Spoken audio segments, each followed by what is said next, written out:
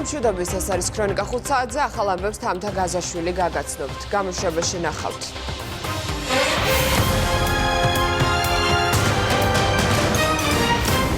ვინ არის ტრაფიკინგში ბრალდებულის ქმარი? ქრონიკა დაკავებული უკრაინელი ქალის მეუღლეს დაუკავშირდა.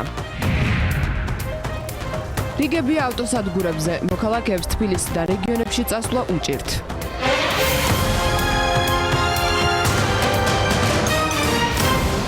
ახალი დეტალები ტრაფიკინგის საქმესთან დაკავშირებით. ქრონიკა დაკავებული უკრაინელი ქალის მეუღლეს დაუკავშირდა. იურის სუსლიაკის ირწმუნება, რომ მის ცოლს ბავშვებით ვაჭრობასთან შეხება არ აქვს, ათივე ბავშვი მათია და ქალის მიზანი მასთან გალში ჩასვლა იყო. იურის სუსლიაკის თქმით, ის უკრაინაში ბიზნეს ინტერესების გამო იდევნება. ქრონიკა დაინტერესდა, რა წარსული აქვს ტრაფიკინგის ბრალდებით დაკავებულ ქალს და მის მეუღლეს.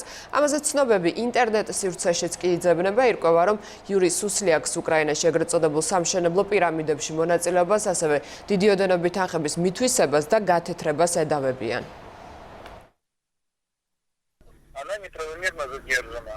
უკანონოდ არის დაკავებული, სამართალდამცველების მხრიდან არის გადაცდომები. ადვოკატი მუშაობს გასაჩივრებაზე. მიახლო ვიმყოფები და ვცხოვრობ აფხაზეთში. არ ვადასტურებ, რომ მე ან ჩემი მეუღლე რაიმე უკანონობას ჩავდიოდით.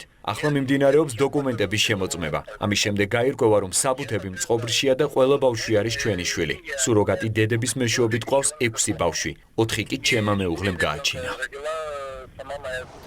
ბრალს არ აღიარებს თავად ტრაფიკინგის ბრალდებით დაკავებული უკრაინელი ქალიც. მისი უფლებადამცველი ამბობს, რომ 10 ბავშვი, რომლებთან ერთადაც იულია სუსლიაკი რუსეთიდან ჩამოვიდა, მისი შვილია 4 ბიოლოგიური, დანარჩენი სუროგატი დედის გაჩენილი. ქალი საქართველოში ჩამოსვლის მიზეზი კი ოკუპირებულ აფხაზეთში გადასვლა იყო, სადაც მას მეუღლე ელოდებოდა. როგორც ადვოკატი ამბობს, ოჯახს უკრაინაში ბიზნეს ინტერესების გამო დევნიან, ამიტომ რუსეთში მოითხოვეს თავშესაფარი, თუმცა უშედეგოდ. რაც შეეხება კითხვას, თუ რატომ მიდიოდა ოკუპირებულ რეგიონში ქალი თბილისის გავლით, ადვოკატი პასუხობს, რომ დაკავებულს ოკუპაციის შესახებ კანონის დარღვევა არ სურდა. რაც შეეხება ინტოქსიკაციას, დაკავებული ირწმუნება, რომ ბავშვები წყლით ან ძეხვით მოიწამნენ. ზუგდიდის რეფერალურ ჰოსპიტალში საკვებით ინტოქსიკაციის ნიშნებით 10 ბავშვი დაახლოებით 1 კვირის წინ შეიყვანეს, მათგან ყველაზე უმცროსი 7 თვის, უფროსი კი 11 წლის იყო. ნაწილი რჩება კლინიკაში, ნაწილი სოცმუშაკების ზრუნველობის ქვეშაა. ქალბატონი უნდა გამოეწერათ კლინიკიდან ყველა შვილებთან ერთად. მე მას უქირავე საცხოვრებელი სახლი წყნეთში, ასევე ვიშოვე 3 ძიძა, რომელსაც უნდა გაეწიათ მეთვე დახმარება. ავტომანქანაც მივიყვანეთ კლინიკასთან. საღამოს 9 საათზე უნდა დაეტოვებია კლინიკა, მაგრამ აი შემდეგ რა მოხდა სამართალდამცავი ორგანოების გადაწყვეტილებაში ჯერჯერობით ჩემთვის უცნობია. დამოკავშირდა მისი მეუღლე ინტერნეტით მიპოვა და მას შემდეგ 18 აპრილიდან ახორციელებ მისი ინტერესების. მისი მეუღლე არის ცნობილი ბიზნესმენი უკრაინაში, რომელსაც აქვს ძალიან მსხვილი ბიზნესი სამშენებლო კომპანიაში. მის მიმართ შექმნილი ყოფილი პრეზიდენტის პირობებში შექმნილი პირობების გამო იგი იძულებული გახდა დაეტოვებია უკრაინის ფარგლები სავის ოჯახთან ერთად. დროებით თავი შეაფარა რუსეთს და 7 მარტს 2019 წლის რუსეთის მოსკოვის ოლქის ერთ-ერთ სასამართლოს მიღებული აქვს გადაწყვეტილება ოჯახის დეპორტაციის შესახებ. იულია იძულებული გახდა თავის შვილებთან ერთად ჩაუფრენილიყო საქართველოში, რამე თუ უნდათ დროებით თავშესაფარი ეპოვა აფხაზეთში. საქართველოს და უკრაინას შორის არსებული სიტუაცია ძალიან კარგია. ვიზების გარეშე შესაძლებელია ადამიანებმა ერთმანეთთან მქონიოთ კომუნიკაცია. თვითონ ბატონი იური როგორც თვლის, მას უფრო დიდი შანსი ჰქონდა იმ ძალას, რომელიც მას აიძულებდა უკრაინაში დაეტოვებია უკრაინა, უფრო დიდი ძალა ჰქონდა, უფრო დიდი შანსი ჰქონდა თბილისში და საქართველოს შემოექცა ვინმე აფხაზეთში. ურნალობას აგზელებს 2 ბავშვი, 7 თვის და 1 წლის. მდგომარეობა მკვეთრად გაუმჯობესებულია, დინამიკა სტაბილურია და ალბათ რამდენიმე დღეში დატოვებენ კლინიკას. სავარაუდოდ ეს უკავშირდება კვლევით, მაგრამ კონკრეტულად რა და როგორ ეს ყველაფერი დამოკიდებულია ლაბორატორიული კვლევების შედეგებზე. გამოიწერა მართლაც შემაკავებელი ორდერი დედის მიმართ და 8 ბავშვი იქნა გადაყვანილი სახელმწიფო ზრუნვის სხვადასხვა ფორმაში. 2 ბავშვი არის ქუთაისში, მცირე საოჯახო ტიპის სახლში, 6 არის გადაყვანილი თბილისში. ყველა ბავშვი იმყოფება უსაფრთხო გარემოში, ყველა მათი საჭიროება დაცულია. სოციალური მომსახურების სააგენტო გააგრძელებს ბავშვების ზრუნვას მანამ, სანამ ამის საჭიროება იქნება. დავითგარეჯში უდაბნოს მონასტრამდე მისასვლელი გზა დილიდან გახსნილი ადგილზე კვლავ შეინიშნებიან აზერბაიჯანელი მესაზღვრეები, თუმცა მათ ბილიკები აღარ გაყავთ და მომლოცველებიც თავისუფლად გადაადგილდებიან. დავითგარეჯის ტერიტორიაზე იმყოფებიან ქართველი მესაზღვრეებიც. მე აქვე გეტყვით, რომ მონასტრამდე მისასვლელი გზა 4 დღის განმავლობაში აზერბაიჯანელ მესაზღვრეებს გადაკეტილი ჰქონდათ.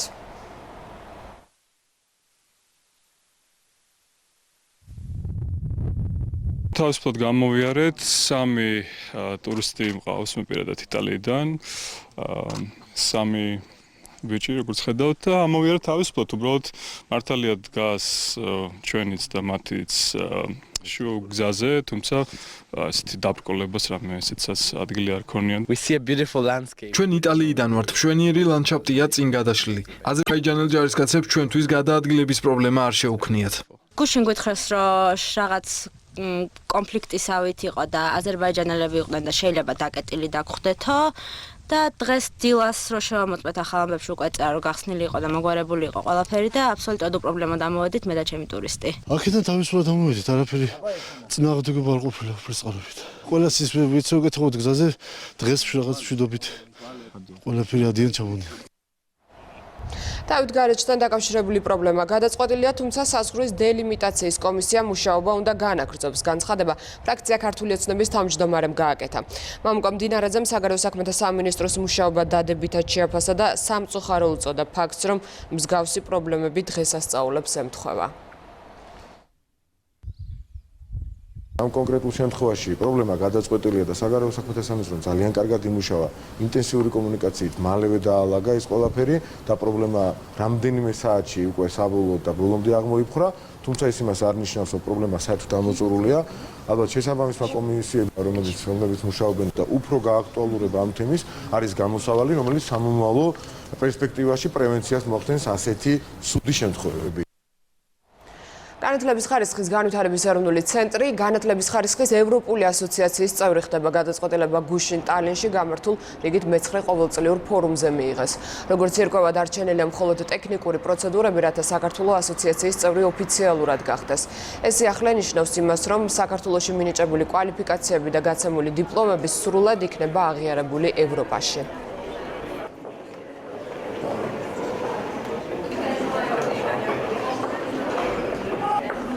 ტალინში ენქას ფორუმმა მიიღო უმნიშვნელოვანესი გადაწყვეტილება და საქართველოს გახდება ევროპული განათლების ოჯახის წევრი, რაც ნიშნავს უმნიშვნელოვანეს ნაბიჯებს, რომელიც გადაიდგება ქართული დიპლომების აღიარების კუთხით, ასევე იმ მომავალი თანამშრომლობისთვის ქართულ და ევროპული უნივერსიტეტებისთვის, რომელიც ძალიან მნიშვნელოვანია ჩვენი განათლების სისტემის განვითარებისთვის. ეს გადაწყვეტილება ნიშნავს საქართველოს უმაღლესი განათლების სისტემის, კერძოდ ხარისხის განვითარების სისტემას აღიარებას ევროპელი კოლეგების მხრიდან. მომავალში ჩვენ სტუდენტებს, რომლებიც სწავლენ ევროპაში, იქნება ეს სასწავლებლად თუ სამუშაოდ, შეიქმნებათ ნაკლები პრობლემები, შეიქმნება ახალი შესაძლებლობები ჩვენი პროფესორ-მასწავლებლებისათვის ევროპაში და ევროპის საუკეთესო უნივერსიტეტებში, სხვა აკადემიურ, გაცვლით და სამეცნიერო პროგრამებში მონაწილეობისათვის. ამ თემაზეც ჩვენ საუბარს განვაგრძობთ გია შარვაშიძესთან, თბილისის სახელმწიფო უნივერსიტეტის რექტორი გვერდდება პირდაპირ ეთერში. მოგესალმებით ბატონ გია, პირველ რიგში მადლობა გადაცემაში მონაწილეობისთვის. მოგესალმებით. ბატონ გია, პირველ რიგში ეს ინფორმაცია მოვისმინე, კითხვა რაც გამიჩნდა არის ის, როგორ ხდება დღეს ყველაფერი, რა პრობლემები ექნებათ სტუდენტებს, რაზეც რესპონდენტი საუბრობდა რამდენიმე წუთის წინ და რა შეიცვლება მათთვის, რომ ავუხსნათ მათთვის პრაქტიკულ ენაზე. უპირველეს ყოვლისა მე მინდა აღვნიშნო, მართლაც მნიშვნელოვანი დღე არის. კიდევ ერთი ნაბიჯი და ძალიან სერიოზული ნაბიჯი გადაიდგა იმ მიმართულებით, რომ ჩვენი დიპლომები და კვალიფიკაციები აღიარებულ იქნას ევროპაში ყოველგვარი პრობლემის გარეშე. 4 წლის განმავლობაში მივდიოდა ძალიან ინტენსიური მუშაობა ამ თემასთან დაკავშირებით და მე მინდა მადლობა გადავხოთ ყველას, ვინც მონაწილეობა მიიღო ამ პროცესში, დაწყებული ხარისხის ცენტრი, განათლების სამინისტრო, ყველა ექსპერტი, რომელიც ძალიან ინტენსიურად მუშაობდა, იმ ხალხს, ვინც იყო ჩართული ავტორიზაციის ჯგუფებში, ვინც გაიარა ავტორიზაცია და ვინც შეძლო ის და სხვათა შორის კანონმდებელსაც, რომელმაც მიიღო ის აუცილებელი ცვლილებები საქართველოს კანონმდებლობაში, შარშან დავიწყეთ ეს ყველაფერი, რომ შემდგარი იყო ეს დღე. ეხლა მეორე ეტაპი არის ენქას შემდეგ, გაწევრიანების შემდეგ, რომელიც მოხდება ტექნიკური საკითხები არის დარჩენილი და შემოდგომაზე იმედი რომ დასრულდება. ეს საკითხები ეს არის გაერთიანება უკვე რეგისტრში, აი უკვე რეგისტრში რომ გავერთიანდებით, ეს ნიშნავს იმას, რომ ამის შემდგომ ნებისმიერ დიპლომს და კვალიფიკაციას, რომელიც გაცემული არის საქართველოს ტერიტორიაზე, ოღონდ ეს უნდა იყოს რასაკვირველია, აკრედიტირებული, ავტორიზებული უმაღლესი სასწავლებელი, მას ექნება ერთნაირი ესე ვთქვათ, წონა, როგორც ნებისმიერ ევროპულ კვალიფიკაციაზე. ეს არის ძალიან დიდი საქმე და ძალიან საშუალო საქმე და ეს არის კიდევ ერთი ნაბიჯი, რომელიც გადაიდგა ამ მიმართებით ერთიან ევროპულ განათლების სივრცეში ინტეგრაციისთვის. ბატონ გია, როგორც განათლების სამინისტროში განმარტა ეს ასოციაციის წევრობა გულისხმობს იმის აღიარებას, რომ საქართველოში აკრედიტებული და მოქმედი უნივერსიტეტების შეფასების სტანდარტები და პროცედურები ევროპული სტანდარტების და პროცედურების შესაბამისი გახდება. რა კონკრეტული გადაწყვეტილებების მიღება მოუწევს უნივერსიტეტებს, მაგალითად თქვენთვის ადმინისტრაციისათვის რა იცვლება, არის თუ არა რაიმე სიახლე საჭირო უნივერსიტეტებში, იმისათვის რომ წევრი უკვე ოფიციალურად არა, უნივერსიტეტებს ნამდვილად არ შეეხება ეს ყველაფერი, ეს უკვე მოხდა. ეს ფაქტი არის შემდგარი, ჩვენ უკვე გავიარეთ ავტორიზაცია, ბევრმა უმაღლესმა სკოლამ ისიც უწევდა და მიიღეს სხვადასხვა რანგის ავტორიზაცია. ეს ავტორიზაცია, რომელიც უკვე გავლილი არის სრულ თანხმედრეში ევროპულ სტანდარტებთან. საავტორიზაციო ჯგუფებიც, რომელიც ჩამოდიოდა საქართველოში, იყო უცხოელი ხელმძღვანელის თავმჯდომარეობით, რაც თავისთავად ძალიან საინტერესო ფორმატი იყო, მაგრამ რაც იცვლება რეალურად ჩვენს ცხოვრებაში, ეს შეიცვლება არა უნივერსიტეტებისთვის, არამედ სტუდენტებისთვის. იმის მერე, შემდგომ იმისა, რომ ჩვენ გავხდებით სრული წევრები ენქვასი, მე შემდგომ ამისა უნდა გავხდეთ ეკარის წევრები, რაც გახლავთ უკვე რეესტრი, ასე ვთქვათ, ევროპული რეესტრი და შემდგომ ამისა უკვე ყველას ექნება თანაბარი უფლება, რომ ძალიან თავისუფლად იმოგზაუროს ევროპაში, ისარგებლოს იმ სქემებით, რომელიც არსებობს, ვთქვათ, და რა თქმა უნდა, არავითარი შეკითხვა არ გაჩნდება კვალიფიკაციებისა და დიპლომების მისამართით, რაც დღეს საკმაოდ დიდ დროსთან არის დაკავშირებული და ძალიან რთულ ბიუროკრატიოსთან არის დაკავშირებული. ალბათ ეს უფრო დასაქმების მიმართულებასაც შეეხება და აქვე კითხავთ, ჯერ კიდევ გვაქვს გარკვეული პროცედურები გასავლელი, იმისთვის რომ ოფიციალურად გავხდეთ წევრები, შეიძლება რაიმე დაბრკოლება შეიქმნას გზად და ასევე მაინტერესებს მოხდება თუ არა მონიტორინგი უკვე შემდგომ შესაძლებელია თუ არა დაუშვათ ასოციაციის წევრობასაც შემდეგ საფრთხე დაემუქროს. როგორი არის პროცედურები ამასთან დაკავშირებით? იმის შემდგომ, რაც გავხდებით სრული წევრები ენქვასი, რა თქმა უნდა, საფრთხეები ყოველთვის არსებობს. ყველაზე ახლო მაგალითი არის სომხეთის რესპუბლიკა, ჩვენი მეზობელი, სადაც გარკვეული პრობლემები შეექმნათ მათ იმის შემდგომ, რაც გახდნენ ენქას წევრები, იმიტომ რომ შესაბამისობა კანონმდებლობის, შესაბამისობა პროცედურების და შესაბამისობა ხარისხის უნდა იყოს სრულად თანხმედრეში ევროპულ სტანდარტებთან. და თუ იქნება უხარისხო სასწავლებლები, თუ არ იქნება ძალიან მკაცრი კონტროლი განათლების ხარისხისა, თუ არ შეიქმნება ძალიან მოქნილი შიდა სტრუქტურები კონტროლის მექანიზმებისა, ეს ნიშნავს იმის, რომ რასაკვირველია საფრთხე ნებისმიერ მომენტში შეიძლება დადგეს, თუმცა ჩვენ ეს პერსპექტივა როგორც ჩანს არ გვემუქრება უახლოეს მომავალში. აი ბატონო გია, როდესაც თქვენ კონტროლის მექანიზმებზე საუბრობთ, ანუ მსგავსი მექანიზმები საქართველოში არის უკვე შექმნილი, მაგალითად უხარისხო სასწავლებლები ახსენეთ, თქვენ ამ ყველაფრის პრევენცია უკვე საქართველოში არსებობს და სწორედ ამიტომ არის საუბარი წევრობაზე, რომ დავაზუსტოთ და ყველა უნივერსიტეტს შეეხება თუ არა თქვენ ახსენეთ აკრედიტებული უნივერსიტეტები, შესაძლოა თუ არა ჩამონათვალი იყოს თუ აბსოლუტურად ყველას ეხება, ვისაც დიპლომის გაცემის უფლება აქვს. კიდევ ერთხელ დავაზუსტებ. გასაკვირველია, ნებისმიერი რეგულაცია, რომელიც არსებობს ქვეყანაში, შეეხება ნებისმიერ უმაღლეს სასწავლებელს და კანონმდებლობით არის ეს ყველაფერი დაწესებული. თუმცა აქ პარალელურ რეჟიმში არსებობს კიდევ ერთი ცნება 27 მუხლი ჩვენი კონსტიტუციის, რომელიც გულისხმობს, რომ უმაღლესი სკოლა, უმაღლესი სასწავლებელი არის ავტონომური. აქ ავტონომიის პრინციპზე გავდივართ და ჩვენ აქ ვამბობთ, რომ ნებისმიერ უმაღლეს სკოლას უნდა ქონდეს გასაგები და ძალიან გამჭვირვალე მექანიზმი მექანიზმები, სტრატეგიული განვითარების გეგმა, თვითშეფასების მექანიზმები და შემდგომ ამისა გარე შეფასება მოდის უკვე რომ შეადაროს იმას თუ რამდენად ასრულებს უმაღლესი სკოლა დასახულ მიზნებს. აღწევს თუ არა მათ. აი ამ შემთხვევაში თუ რამე დარღვევა და გადაცემა იქნება, რასაკვირველია არსებობს იმის მექანიზმი, რომ დადგეს შეკითხვის ქვეშ ის ვალიდაცია გაცემული დამადასტურებელი კვალიფიკაციების და დიპლომების.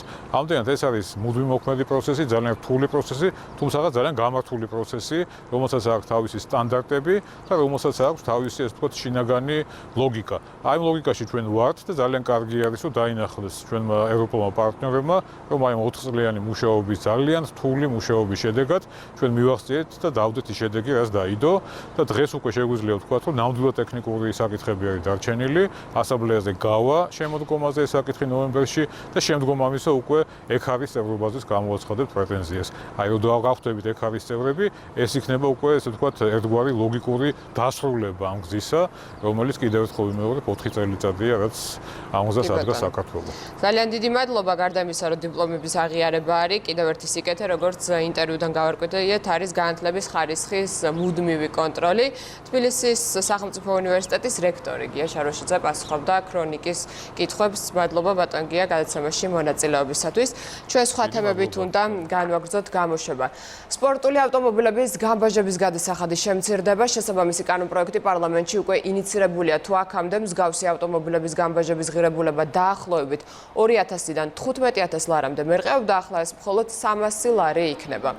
ცვლილებებს ხსნიან იმით, რომ 2 წლის წინ გაზრდილმა გადასახადმა სპორტის ამ სახეობას პრობლემები შეუქმნა. ცნობისათვის სპორტული დანიშნულების ავტომობილთა მფლობელები საგადასახადო შეღავათით მხოლოდ მას შემდეგ ისარგებლებენ, რაც ჩამოყვანილ ავტომობილს სპორტულად გადააკეთებენ. როდესაც სპორტსმენს ჩამოყავს ავტომანქანა და შემდეგ ხდება მისი გადაკეთება სპორტულ ავტომანქანად, ცალკე საბაჟო გადასახადი, ანუ აქსისის ფაქტორი აქვს მათ ყველაზე ძირითადი და მნიშვნელოვანი.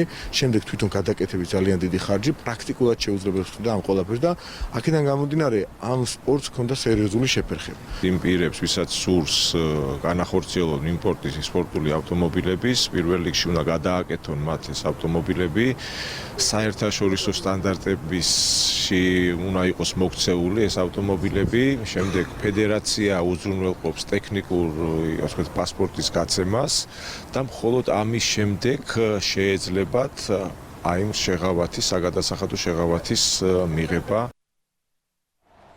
ჩინეთში სამუშაო ვიზიტით იმყოფება ვიცე-პრემიერი მაია ცქეთიშვილი პეკინში რკინიგზის სამშენებლო კორპორაციის მენეჯმენტს შეხვდა.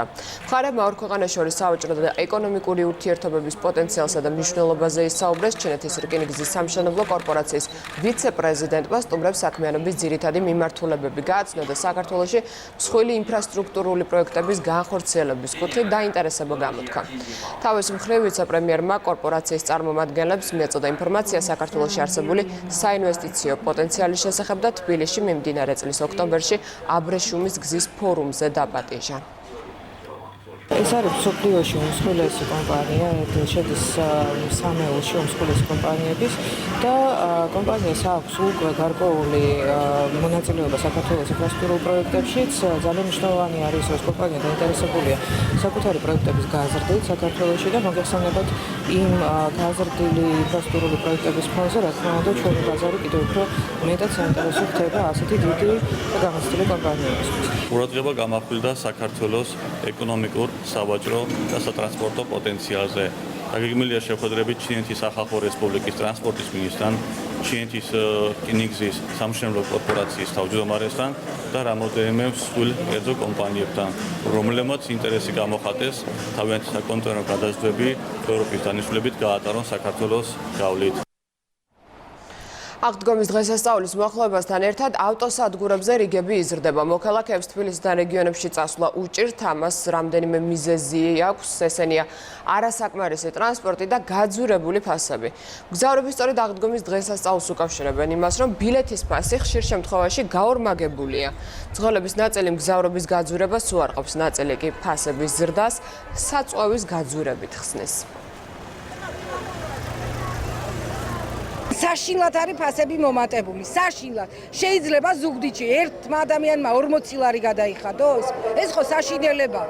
არც რიგი, არც ეს რიგი, არც ტრანსპორტია, მარტო არის ფულის მოთხოვნა, მეტი არაფერი. ხობისკენ, დასავლეთისკენ, მაგრამ არ არის ხო, რამდენი ხანი ელოდება ჩემზე უფრო ადრე მოსული ხალხი ვერ გადიან ხო, მე რიგიც არ არის. 10:30-დან ვდგევართ აქ. მოდის მარშრუტ ავტობუსი ერთი მარტო გავიდა.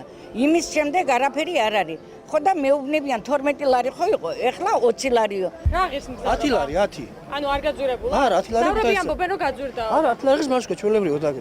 იქნება მანქანები, ქალბატონო, დაიცათ. საგუგზავნებით. ზუგდიდში 10:30 მოვა ზუგდიდში. რაშია? გზაშია და მოდის.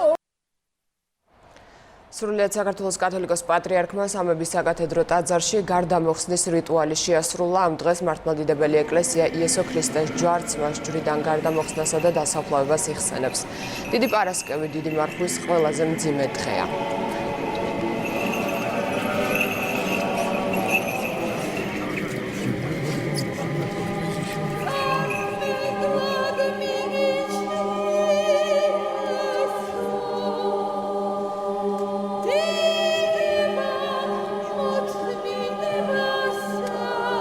ამ დღეს ადამიანმა უდიდესი დანაშაული ჩაიდინა, თავად მაცხოვარი იესო ქრისტე, რომელიც უამრავ სასწაულს აღასრულებდა, საშინელი განაჩენი გამოუტანა და ჯვარზე გააკრეს იმ ადამიანებმა, რომლებსაც უამრავ სასწაულზე სიკეთეს უკეთებდა თავად მაცხოვარმა ეს ყველაფერი უდრყვინველად დაითმინა. გლოვა გვმართებს, განცდა გვმართებს ჩვენი ცოდვებისა და შეგვინდოს უფალმა, მოგვიტევოს უფალმა, მოგმადლოს ამ დღის წინანული და აღდგომის სიხარული. მე ის მახარებს ხოლმე რომ ამ გალობის დროს ხალხსაც რომ გადავხედავ ყველა ტირის და ვხედავ რომ ყველას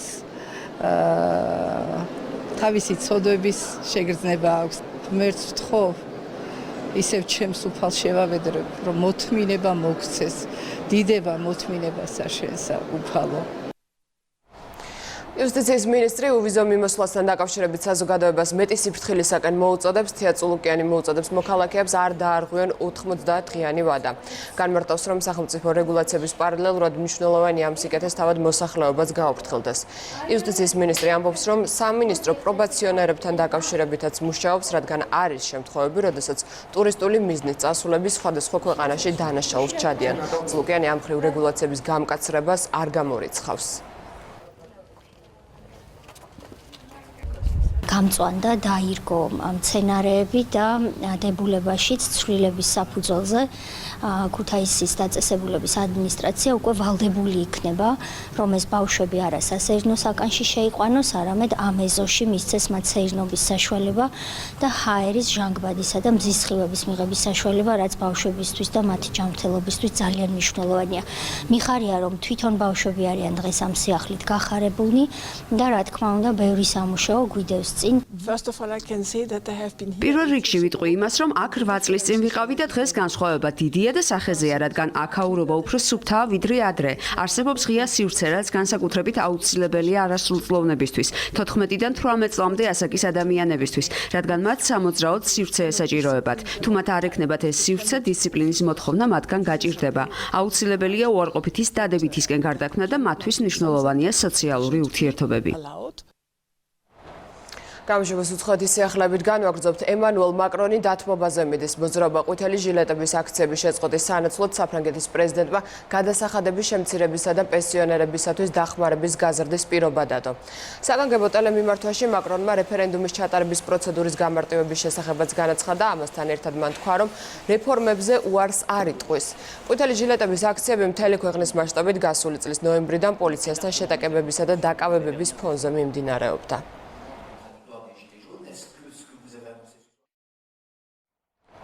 მასშტაბური ავტოკატასტროფა კოლორადოში დენვერის ერთ-ერთ გარეუბანში ერთმანეთს რამდენიმე ავტომანქანას შეეჯახა. ავარიის შედეგად ძლიერი ხანძარი გაჩნდა.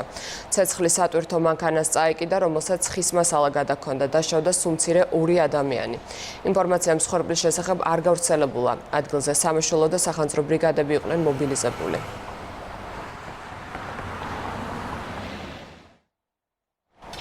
უამინდობა პერუში ხანგრძლივმა სეზონურმა წვიმამ მდინარე უკაიალის ადიდება გამოიწვია, რის შედეგადაც ქალაქი პუკალპა დაიტბორა. ვრცელდება ინფორმაცია ერთი დაკარგულის შესახებ. მაშველები მას ამ დრომდე ეძებენ, დატბორილია ასობით საცხოვრებელი სახლი, პარალიზებულია სატრანსპორტო მოძრაობა. სტიქიის ზონიდან რამდენიმე ათეული ოჯახის ევაკუაცია განხორციელდა.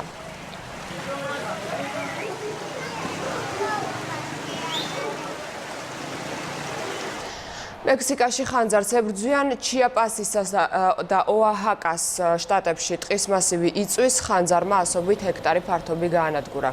ცეცხლის ლოკალიზებას სახანძრო ბრიგადები ავიაციის დახმარებით ცდილობენ. ამ დროისათვის სტიქიის ზონაში ხანძრის 11 აქტიური კერაა დაფიქსირებული.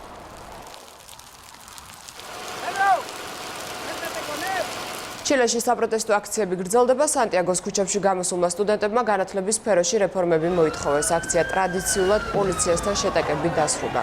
სამართალდამცველებმა მანიფესტაციის დასაშლელად წყლის ჭავლი და ცრემლსადენი გაზი გამოიყენეს. მასობრივი არეულობისას რამდენიმე ადამიანი დაშავდა.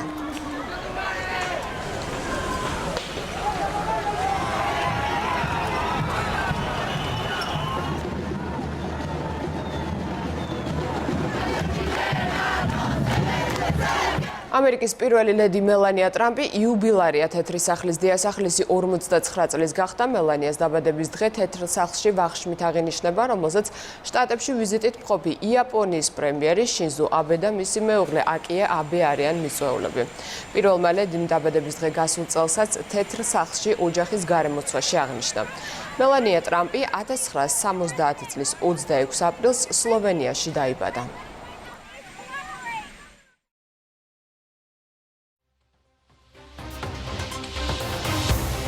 ის ყველამბავი ვცლად შეგიძლიათ ნახოთ იმედი ნიუზზე, ქრონიკა 5-ზე ამით დასრულებულია. ნახვამდის.